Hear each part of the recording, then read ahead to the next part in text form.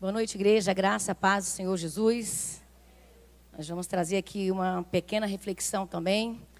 Eu louvo a Deus por este momento, com muito temor, com muito respeito e ao mesmo tempo gratidão, estar aqui trazendo a palavra do nosso Pai Celestial, o Pai de todos os pais. E eu convido a igreja a abrir a palavra do Senhor, que se encontra no Evangelho, segundo escreveu Lucas 11:1. E depois a primeira parte de Mateus 6:9. A igreja pode ficar assentada assim como está. Quero aproveitar e parabenizar também a todos os pais que se encontram presentes, aqueles que se encontram também nos assistindo, que a bênção do Senhor possa alcançar a vida de vocês, porque entendemos que a paternidade é um dom e é um projeto de Deus para a humanidade.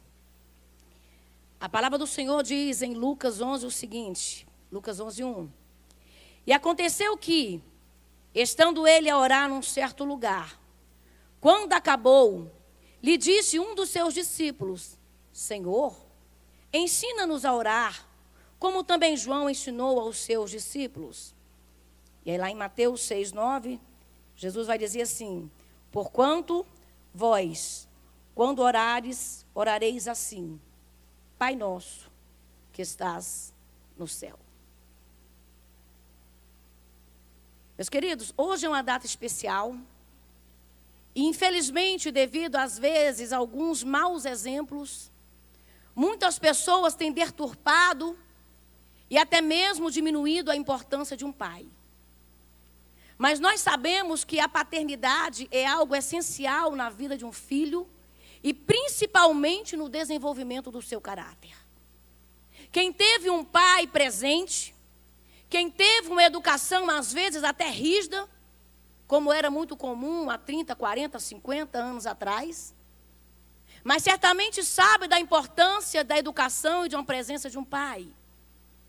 E aqueles também que não tiveram, também certamente sabe que é importante, embora não pôde desfrutar. E hoje, como um dia dos pais, é muito comum as pessoas que têm os seus pais, sejam aqueles já presentes ou até mesmo que tiveram, mas já se foram, postar nas redes sociais: o melhor pai do mundo. O melhor pai é o meu. E eu quero dizer que o melhor pai nem é o meu e nem é o seu. O melhor pai do mundo é o Pai nosso, que estás no céu. E eu acho interessante dentro deste contexto, e eu fico maravilhada com Jesus, porque Jesus, quando veio a essa terra, ele veio como se fosse a parte do Pai na forma de filho. E ele andou como ninguém andou, ele olhou para as pessoas como ninguém olhou, ele abraçou como ninguém abraçou, ele ensinou como ninguém ensinou. Ele andou sobre as águas, ele fez milagres, ele ressuscitou mortos. E é interessante que eu não vejo os discípulos olharem para Jesus e dizer assim: Jesus, me ensina a andar sobre as águas, me ensina a ressuscitar mortos, me ensina a curar os enfermos. Mas eu vejo os discípulos falarem assim: Jesus, me ensina a orar. Porque certamente a oração na vida de Jesus era um marco, era algo diferenciado. E é interessante que os fariseus, os religiosos daquela época, quando eles oravam, eles faziam questão de ir nas praças e orarem de voz alta para serem vistos pelos homens. Pura religiosidade, o que foi cantado aqui de noite, que o nosso Pai Celestial, ele não quer religiosidade, ele não quer formalidade, mas ele quer intimidade com os filhos. A Bíblia vai relatar não Jesus orando no meio das pessoas, muitas vezes no meio das praças e gritando, mas muitas vezes Jesus indo ao monte orar para ter intimidade com o Pai. E quando ele fala assim para os seus discípulos, é Jesus querendo trazer um novo relacionamento. E quando eu falo de paternidade, uma das bases da paternidade se chama relacionamento. Não basta ter o nome do pai no registro de nascimento, se muitas vezes a pessoa, o filho, sequer conheceu o pai. Não basta ter apenas o sangue do pai, Porque o pai não é só aquele de sangue, aquele de afinidade. O pai terreno, nós temos diversos tipos de pais, extrovertidos, introvertidos. Mas existe um pai perfeito. Mas no tempo dos discípulos, as pessoas viam Deus como um Senhor que Ele é. Como o Rei dos Reis, como a autoridade máxima. Como Pai da eternidade, mas o relacionamento do homem naquele tempo era um relacionamento distante. As pessoas, para falarem com Deus, elas muitas vezes se utilizavam do intermédio do sacerdote. E Jesus chega dentro de um contexto onde um Deus é visto distante, muitas vezes até com muito temor. E Jesus fala, eu vou ensinar vocês a orar assim. Eu vou ensinar vocês, comecem a orando assim. Pai nosso que estás no céu. É Jesus dizendo, eu estou aqui trazendo uma nova aliança. Eu estou aqui dizendo que aquele Deus que é o Senhor do Senhor, o Rei dos Reis, o Pai da eternidade, vocês têm o privilégio de não apenas vê-lo como Senhor, mas vê-lo e chamá-lo de Pai. Qual é o relacionamento que a igreja tem tido com o seu Pai? Falar de paternidade é falar de relacionamento. E se nós temos um bom relacionamento com o nosso Deus, certamente que nós também teremos bom relacionamento uns com os outros. Muitas vezes nós não conseguimos nos relacionar bem com pessoas, porque começa com a quebra de relacionamento entre o Pai Celestial e o homem aqui na terra. Não adianta ter um pai distante. Não adianta ter apenas um nome. Mas eu quero dizer que o nosso Deus, o nosso Pai, Ele é um Pai presente. E a palavra do Senhor vai nos garantir isso, que Ele é um Pai presente bem na hora da angústia. Independente do que o filho esteja passando, ter um pai presente quando está muito bem é bom, mas ter um pai presente na hora da adversidade é melhor ainda. Ter um pai que você pode contar em todos os momentos é melhor ainda. E uma das bases da paternidade se chama relacionamento. E em algum outro momento Jesus vai dizer em João 10:30, Ele vai dizer, eu e o Pai somos um, porque relacionamento gera unidade. Relacionamento vai gerar intimidade. Em João 17:21, Jesus orando por mim, Jesus orando por você, Jesus orando por todos os filhos de Deus, Ele vai dizer, Pai, para que todos sejam um, como Tu o és em mim, e eu sou em Ti, para que eles também sejam um em nós, para que o mundo creia que Tu me enviastes. É necessário que nós tenhamos relacionamento com Deus. É necessário que nós tenhamos intimidade com o nosso Pai. Jesus, o desejo dele era que nós fôssemos um com Ele, assim como Ele era com o Pai. E o interessante é que o apóstolo Paulo, ele entende isso ao ponto de dizer, já não sou eu mais quem vivo, mas Cristo vive em mim. As pessoas têm que olhar para mim e não ver mais a Ivani, mas ver Cristo na Ivani. Nós precisamos de ser a carta de Cristo a ser lida pelo mundo. Quando Jesus estava aqui nessa terra, Ele tinha uma unidade com o Pai. Ele dizia, Pai, eu e você, nós somos um. E eu quero que eles também sejam um em nós. Eu quero que cada filho, eu quero que cada irmão, eu quero que todos eles sejam um em nós. E aí eu pergunto, quem é que vive aí? Qual é o nível de relacionamento que nós temos com o nosso Pai Celestial? Será o que vive em mim é a ansiedade? Quando a luta aperta, quando o problema aperta, quando o confronto chega, quem é que vive? Quem é que reage? São as ansiedades da vida? Será que é o ego que tem reagido? Será que são as nossas emoções?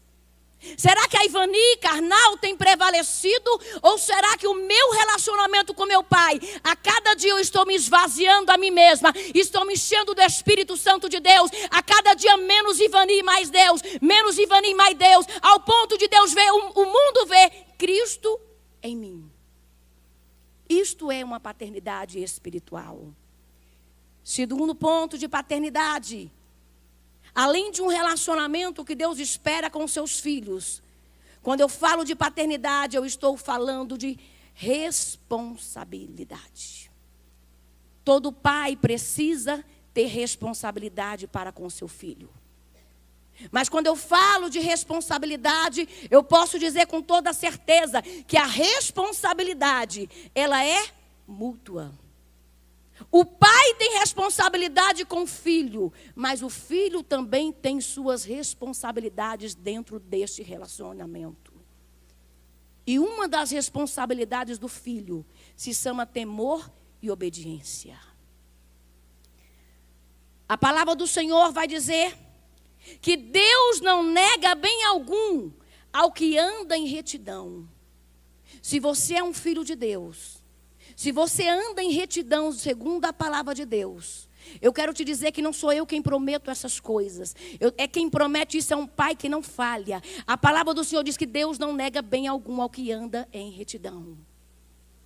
Se alguma coisa ainda não chegou às tuas mãos, você pode ter certeza. Ou não é o tempo ainda, ou não é um bem para você. Porque o nosso Deus, Ele é Deus Pai. Mas Ele é um Pai responsável. Ele conhece a fase que você se encontra e a capacidade que você tem, inclusive de gerir as bênçãos que Ele pode te entregar. Deus não vai entregar uma bênção quando você não tem maturidade para que você possa se afastar dos caminhos dEle.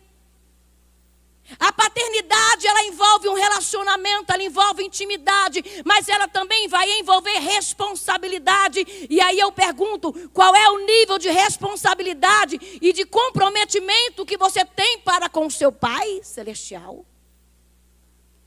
Será que nós estamos sendo filhos birrentos nessa terra? Será que nós já estamos reclamando o tempo todo pelas coisas que Deus ainda não fez?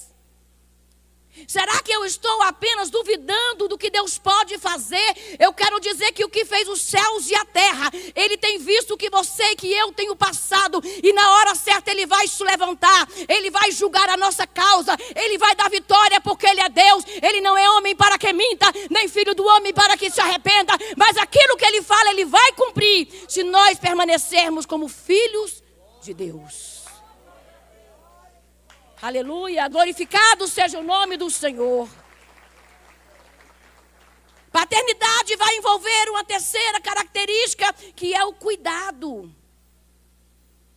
Quantas pessoas muitas vezes são decepcionadas, porque projetaram cuidados em pais, em pessoas, num cônjuge, numa família, e às vezes não tiveram o cuidado que gostariam de ter.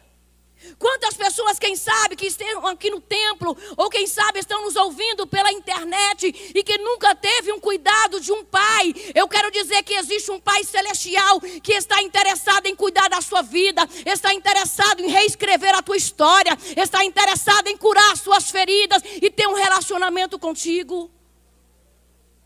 E quanto ao cuidado, a palavra do Senhor vai dizer em Isaías 64:4, porque desde a antiguidade não se viu, nem com os ouvidos se percebeu, nem com os olhos se viu um Deus além de ti, que trabalham em prol daqueles que nele esperam. Tem muito filho que gostaria de ter um bom relacionamento com o pai e às vezes não tem.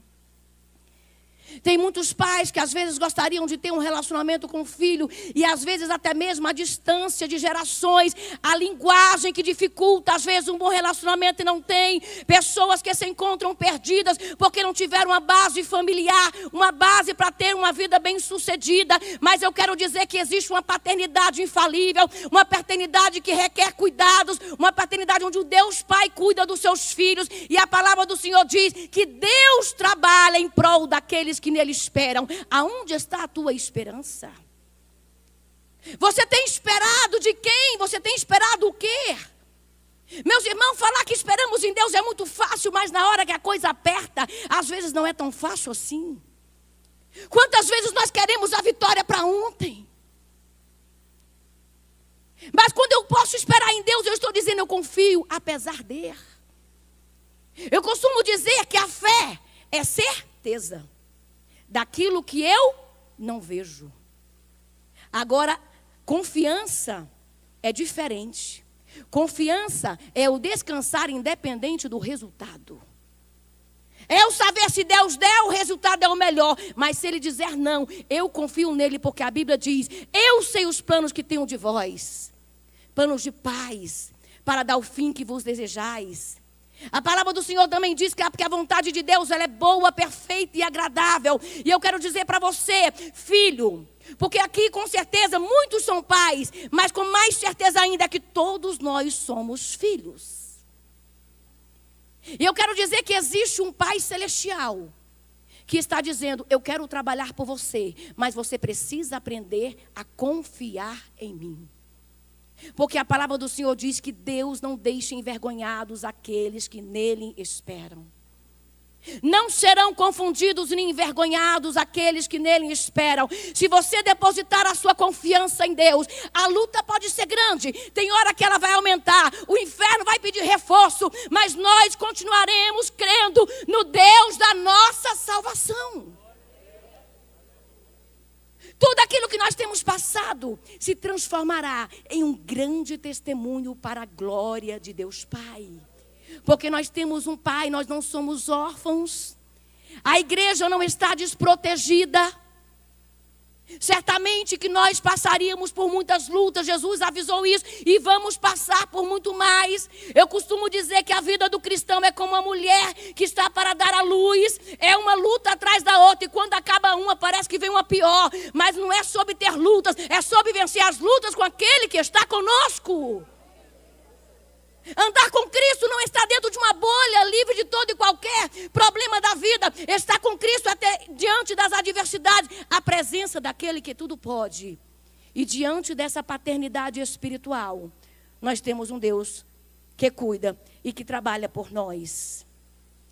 E por fim, um outro elemento da paternidade, além do relacionamento, além da confiança, da responsabilidade e do cuidado, nós temos o amor.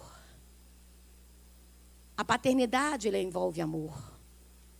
E humanamente falando, quando falamos de amor, geralmente nos vem à mente o amor de mãe.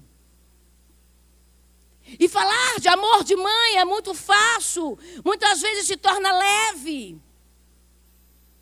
Mas eu quero dizer que existe um amor além do amor de mãe. Existe um amor superior ao amor de mãe, que é o amor de Deus. E a palavra de Deus nos dá essa certeza. Porque Isaías 49:15 vai dizer: porventura pode uma mulher esquecer-se tanto do seu filho que cria, que não se compadeça dele, do filho do seu ventre? Mas ainda que essa se esquecesse dele, contudo, eu não me esquecerei de ti. Você está dormindo e Deus está lembrando de você. Você está no trânsito e Deus está lembrando de você. Você está sorrindo e festejando e Deus está lembrando de você. Que pai é esse? Que pai que trabalha por pecadores que nele esperam? Que pai que pode dar um amor superior a de uma mãe que está amamentando um filho totalmente indefeso, e Deus está dizendo: talvez ela não me esqueça, mas se ela se esquecer, eu jamais me esquecerei de ti. Esse é o pai que a igreja crê, esse é o pai que a igreja obedece, esse é o pai que a igreja se submete, esse é o pai que a igreja prega para o mundo todo ouvir. É um amor maior do que o amor de uma mãe. O processo de adoção, meus queridos, ele está aberto. A Bíblia vai dizer que ele veio para o que era seu, mas os seus não os receberam. Mas a todos quanto o receberam, deu-lhes o poder de serem filhos de Deus. Você sabe que essa promessa, Deus não falou o seguinte: para aqueles que o receberam, eu dou o poder de ser um anjo, de ser como Gabriel. Eu dou o poder para ser um homem superior aqui na terra, não. Eu dou-lhe o poder de serem filhos de Deus. É Deus dando um nome diferenciado. A Bíblia diz que Deus escreve o nosso nome no livro da vida. Quem sabe pessoas aqui começam com trauma a começar do nome. Nomes que dão destinos. A Bíblia vai dizer, lá no Antigo Testamento, geralmente as pessoas, ao escolher os nomes, eles procuravam um significado diferente muitas vezes de hoje, onde você às vezes olha o pai e a mãe por nome de alguém que admira, não estuda às vezes a origem daquele nome. Antigamente dar-se nome era dar destino. Eu quero dizer que Deus quer dar destino para vidas aqui nesta noite. Deus quer escrever o seu nome no livro da vida. Deus quer mudar a tua história. Deus quer transformar a sua vida. E não somente escrever o seu nome, mas te dar uma herança. E como herança, Ele não vai te dar uma BMW. Ele não vai te dar uma casa no lago, vários carros. Mas Ele vai te dar a vida eterna. Não existe uma herança maior do que a vida eterna. Eu não sei como é que foi o seu relacionamento com o seu pai terreno. Talvez existem pessoas que nunca conheceram o seu pai. Isso deixou um vazio muito grande. E às vezes você tem até dificuldade de chamar Deus de pai. Porque a palavra pai sempre vai refletir um vazio que você viveu. Mas eu quero dizer que Deus é um pai perfeito. Deus é um pai que tem um relacionamento. Deus é um pai que cuida, Deus é um pai responsável, que até as bênçãos para te entregar, Ele te entrega na hora certa. Quem sabe você teve problemas com seu pai, ou talvez você, pai, não foi um pai que você gostaria de ser, você não exerceu a responsabilidade como você gostaria de ter exercido. Talvez pessoas que foram pais muito jovens e não tinham estrutura alguma. E quem sabe você vive uma vida de peso. Uma vida de cobranças, uma vida estagnada. Mas eu quero dizer que Deus quer propor um novo relacionamento. Mas para que você melhore com o povo daqui, você primeiro vai ter que melhorar com lá de cima. Nós precisamos aceitar esse processo de adoção. Nós precisamos quebrar. O nosso Pai, Ele nos perdoou.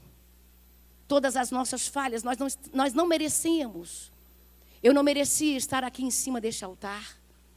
Mas por misericórdia eu fui alcançada por Deus. Eu fui alcançada, e eu costumo dizer que a igreja, o homem, o ser humano dá o que tem. E por que nós conseguimos dar amor? Porque nós recebemos amor de Deus o dia todo. Talvez muitas pessoas te ofereceram rancor.